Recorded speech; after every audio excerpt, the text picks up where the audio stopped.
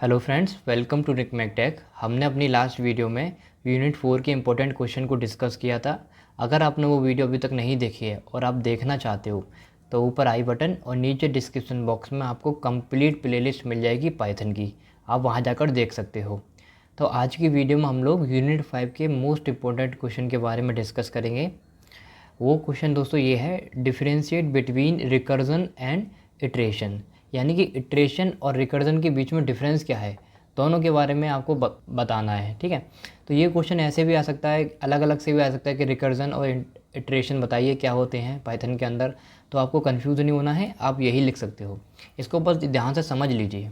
देखो कि मान लो अगर मैं प्रॉपर्टी के बेसिस पे बात करूँ, डेफिनेशन सबसे पहले आती है। डेफिनेशन, रिकर्जन की डेफिनेशन क्या है और इटरेशन की डेफिनेशन क्या है। रिकर्जन में क्या होता है, जो भी फंक्शन होता है अपने आप को खुद ही बुलाता है, यानी कि एक फंक्शन कॉल्स इटसेल्फ, अपने आप ही फंक्शन को कॉल करता है। जबकि इटरेशन की बात करूँ, a set of instructions repeatedly executed, यहाँ पर एक कोई भी हमने इंस्ट्रक्शन दे दी एक प्रोग्राम को और बार बार उसको वो रिपीट मैनर में बार बार एग्जीक्यूट करता रहेगा।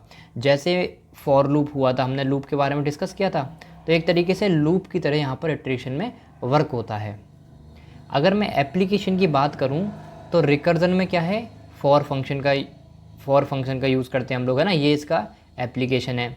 यहाँ पर फॉर लूप एप्लीकेशन हो जाएगा इटरेशन के अंदर, क्योंकि देखो यहाँ पर दोस्तों हो ये रहा है कि अपने आप ही फंक्शन एग्जीक्यूट रिपीटेड मैनर में एग्जीक्यूट हो रहा है ना। जो भी हमने उसको इंस्ट्रक्शन दिए हैं, जो भी उससे वर्क करवाना चाहते हैं हम लोग, जो भी हमने इंस्ट्रक्शन दिए हैं वो बार बार रिपीट होते हैं अपने आप ही। तो इसीलिए दोस्तों यहाँ पर जो एप्लीकेशन हो जाएगा इसका फॉर लूप हो जाएगा और यहाँ पर फॉर फंक्शन हो जाएगा, क्योंकि फंक्शन यहाँ पर अपने आप को कॉल करता है। अगर मैं टर्मिनेशन की बेस की बात करूँ तो throw base case where there will be no function call. देखो यहाँ पर टर्मिनेशन कब होगा, जब कोई भी फंक्शन नहीं कॉल किया जाएगा तब यहाँ पर टर्मिनेशन हो जाएगा। लेकिन यहाँ पर when the termination condition of the iteration cases to be satisfy, लेकिन जहाँ पर जो हमने जो भी कंडीशन दोस्तों दे रखी है हमको, टर्मिनेशन कंडीशन, अगर वो सेटिस्फाई हो जाएगी तब यहाँ पर टर्मिनेशन का वर्क होगा। ठीक है, अब मैं बात करता हूँ यूजेस के बारे में, यानी कि यहाँ पर रिकर्जन का यूज़ हम लोग क्यों करते हैं। रिकर्जन का यूज़ हम लोग तब करते हैं जब हमें कोड का साइज छोटा करना हो। आपने देखा होगा कोई भी वर्क करते हैं, है ना, पाइथन के ऊपर बेसिकली हम जब कोडिंग करते हैं दोस्तों, तो वहाँ पर जिसको नहीं पता, जो स्टार्टिंग में बिगनर होते हैं, वो जो कोड लिखते हैं बहुत बड़ा बड़ा कोड लिखते हैं।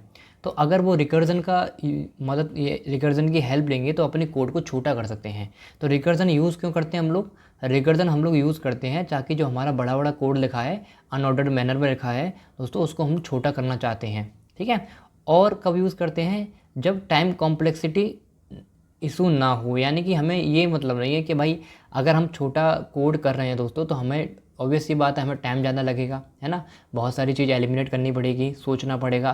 तो दोस्तों अगर टाइम कॉम्प्लेक्सिटी कोई इशू नहीं है ना, टाइम ज़्यादा लग सकता है, कोई बड़ी बात नहीं है, अगर ऐसा आपके पास कोई इशू नहीं है तो आप रिकर्जन का यूज़ कर सकते हो ताकि आपका कोड छोटा हो जाए। लेकिन इटरेशन की अगर मैं बात करूँ तो यहाँ पर टाइम कॉम्प्लेक्सिटी नीड होती है, यानी कि टाइम का बहुत भाई हमें टाइम बचाना है। ठीक है, टू बी बैलेंस, यानी कि बैलेंस करके चलना है भाई, टाइम भी ज़्यादा ना लगे।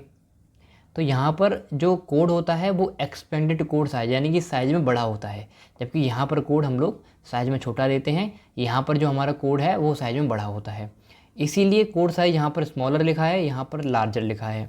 अगर मैं टाइम कॉम्प्लेक्सिटी की बात करूँ तो ऑब्वियस ये बात है, यहाँ पर वेरी हाई, है ना, वेरी हाई टाइम कॉम्प्लेक्सिटी, यानी कि बहुत ज़्यादा टाइम लग सकता है। लेकिन यहाँ पर लोअर टाइम कॉम्प्लेक्सिटी होती है। ठीक है, अगर मैं स्टैक की बात करूँ तो यहाँ पर स्टैक की कोई मतलब stack does not use stack, है ना, यहाँ पर हम लोग स्टैक का यूज़ ही नहीं करते।